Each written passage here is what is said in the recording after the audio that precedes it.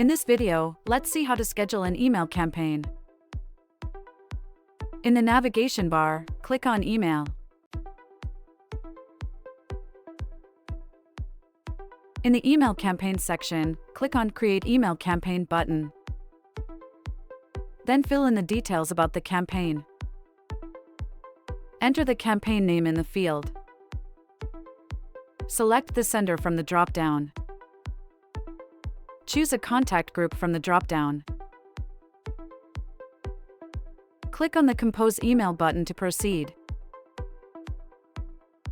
Select a template group from the drop-down options. From the template drop-down, choose a template.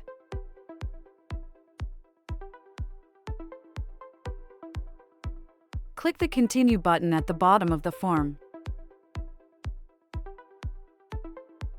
To schedule the campaign for a future date, click on the Schedule for Later button.